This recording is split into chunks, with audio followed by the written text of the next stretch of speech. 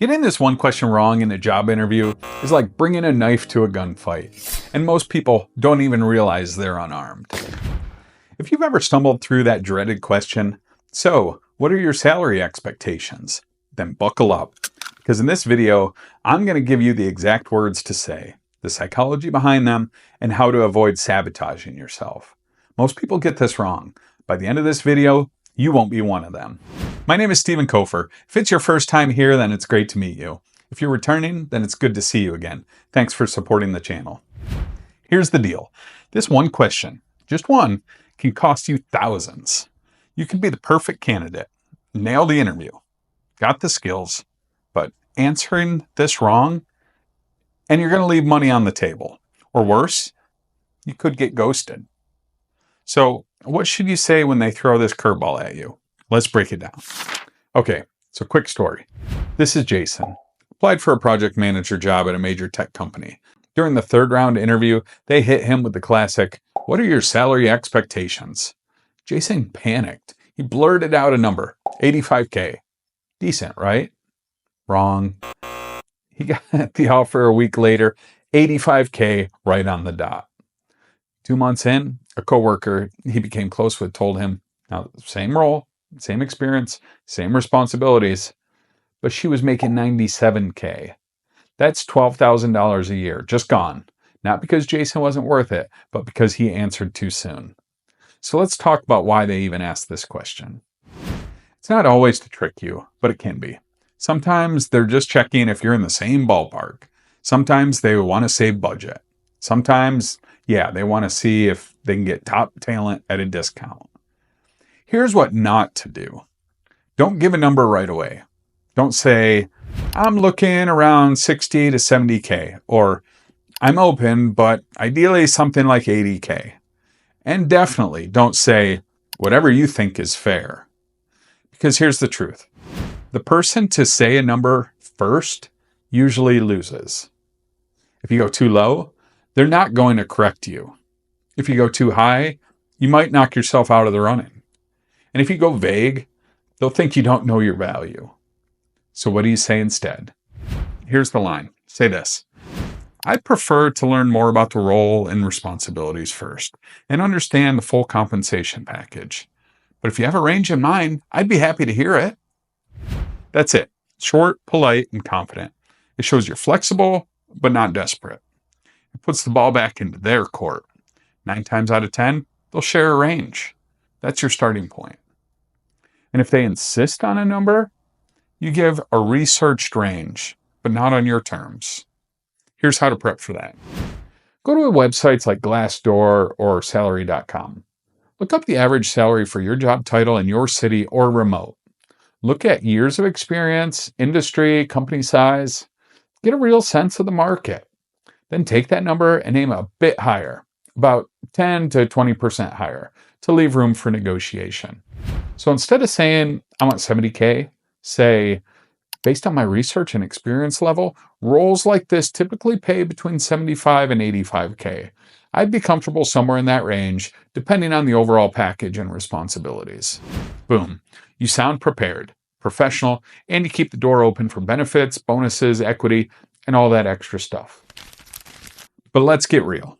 What if you really need the job? What if you're scared that if you ask for too much, they'll just move on? Valid concern. But here's the thing. Good companies don't ghost candidates for knowing their worth.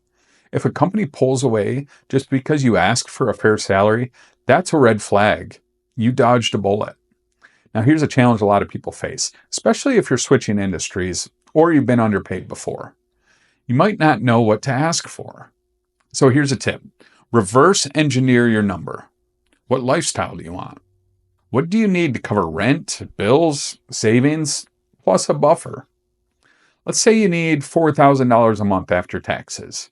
You'll need to make around 65 to 70K a year, depending on where you live. Work backwards from that. Don't just pick a number out of thin air. Ground it in reality. Also, consider the total compensation. Salary is just one slice. Benefits matter. Remote flexibility matters. Health insurance, vacation time, bonuses, 401k matching, stock options. It all adds up. I was able to negotiate a higher salary with my current employer because I was taking a step backwards in vacation time and health insurance when I took the role. But over time, I came out ahead. Let's go back to Jason from earlier. After that first offer, he learned the lesson the hard way. Fast forward to his next job interview, same industry, different company. This time, when they asked about salary expectations, he said, "I'd really like to learn more about the responsibilities and growth path before talking numbers, but I'd love to hear a range you have in mind." They told him, "We're thinking somewhere between 92K and 100K. He paused, took a breath, and said, "Great. That's within the range I'd be considering, depending on the full offer." 3 days later, he got the job at 98K. He didn't just guess, he positioned himself, did his homework, and let them speak first. You can do the same. It's not about playing games, it's about being smart. Another big mistake, thinking salary is a one-time talk. Nope. This is just the first negotiation. What you settle for now affects your next raise, your next job, your next salary leap, because future offers are based on what you're making now. Think of it like this. If you accept 60K today, your next job might offer 68K.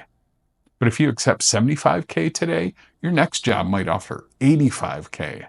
Every step matters. That's why it's so important not to rush this conversation. Here's a technique that works well. Delay until offer. If they ask you early in the interview process, you say, "At this stage, I'm focused on whether the role and the company are a good fit on both sides. If it turns out to be a match, I'm sure we can find a number that works for both of us." This shows maturity and confidence. You're not ducking the question, you're prioritizing fit. And trust me, hiring managers respect that. Now let's flip the script. What if you're changing careers, going into a new field where you don't have the exact experience? Same rule applies. Don't undersell yourself.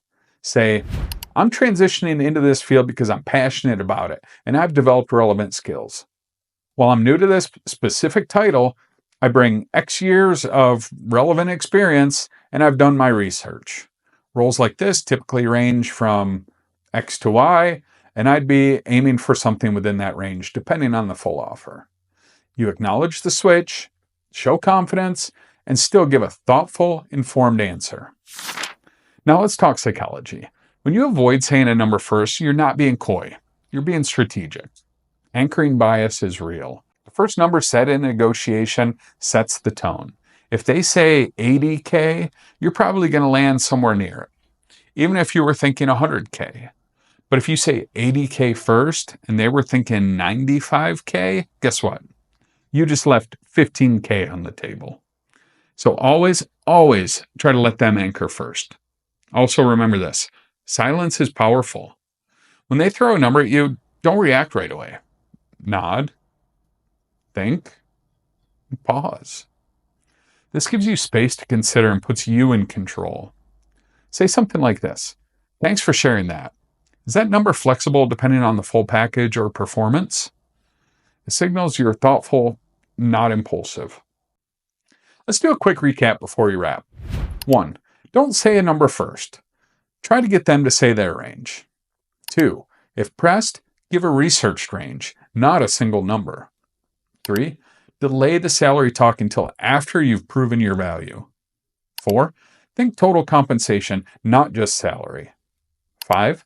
Practice your script ahead of time so you sound confident, not shaky. Remember, how you handle this question sets the tone for your future earnings. Look, money is awkward. Talking about it can feel uncomfortable, but if you don't advocate for yourself, nobody will. And trust me, the more you practice this, the easier it gets. Be calm, be direct, and never ever sell yourself short. I can't wait to connect with you in the next video.